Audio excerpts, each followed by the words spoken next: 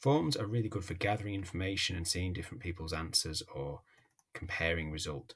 They can also be made into quizzes. Now, this comes with a bit of health warning that you should make sure that your form is suitable to be a quiz because it's going to be right, wrong. So I go to settings and I go across to quizzes. By default, this is off. So I'm going to flick that toggle, and now it gives point values to each question, which means questions must be right or wrong. And it also allows automatic marking rather than me going through the results. An option here of locked mode, just treat this with a serious health warning, because if they're doing this on a managed Chromebook, so like the school system, and you turn on lock mode, they cannot leave that tab. So they can't get Wikipedia open, they can't have anything else open, they're stuck on that tab. So just be a little bit careful putting that on because you're making a big decision for people there. By default, it won't go on. Couple of options as well. The mark could be released immediately after submission, or that they get the mark afterwards when you review it. So if you've got some questions that you're not 100% sure about the automatic marking for, that's probably your best bet. But by default, it does it this way. And I'm going to save those settings, so it's now a quiz. You'll see that I've added an extra option. Down at the bottom, I've got this answer key option. So I've got this question selected, and I'll hit answer key. So now I've got to decide how many points it's worth. I'm going to say this question's worth 20 points. And all I'm going to do is just click which one's correct. So which is the correct answer? Which system has magic powers? It's that one, it's Elsa. So I click on that, and that is my correct answer. It's highlighted in green. I could add some feedback. So if it's the incorrect answer, I could say, tough luck. Watch this scene again. And I could add a link to, in Frozen, Frozen Elsa magic. I could show a video of Elsa's powers. So that could help people who got the question wrong. They could watch the video there of Elsa's powers. Correct answer, well done.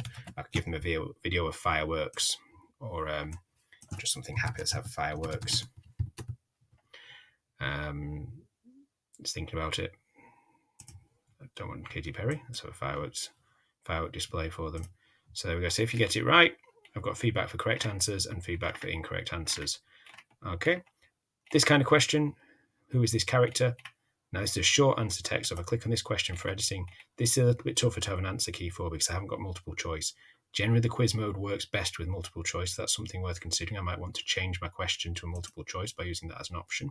However, if I want to go for it, say I'm checking spelling or something like that, I've got to start putting in correct answers. So I'm going to accept Buzz Lightyear. I'm also going to accept Buzz. I might accept Lightyear.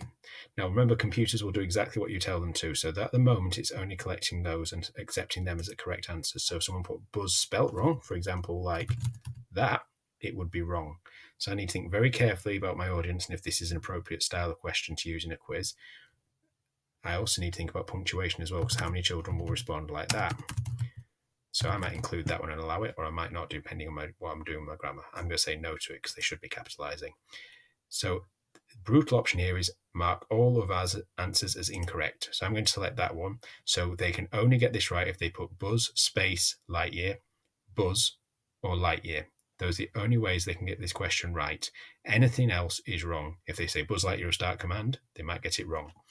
I can add answer feedback to that one as well. I could say tough luck with the spelling or tough luck with the capitals, but it's a little bit trickier to get it accurate. That's a case where you might want to hold your marks for review. I think this kind of question best suits multiple choice or a drop down. A nice one would be if you're doing a spelling, how do you spell this character's name? Then that would be a more appropriate way to do it. Okay. This kind of question, this is where you need to be very, very careful with forms. This question, who's your favorite character ever and why? How can you give a correct answer for that one? You can't, I mean, you could list every single Disney character's name and every single possible spelling. I'm not sure that is an appropriate question to have in a quiz because it's not going to give you any usable data. With it being required as well, they're going to get locked on it. They'll automatically get it wrong. So I think that question will probably have to go. This is why it's really, really important you think about the questions you're putting into a quiz before you make it into a quiz. So quizzes are phenomenally powerful. Key Stage 2, I think they generally work better as multiple choice. But have fun with it, explore it, because there is a lot of potential in that.